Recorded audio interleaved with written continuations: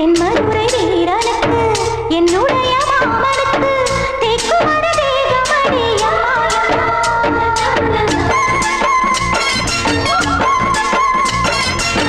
மாமன் பெற்ற பெண்ணுனக்கு மையெழுதும் கண் எதுக்கு என்னை வந்து கொல்லுதடி அம்மா அம்மா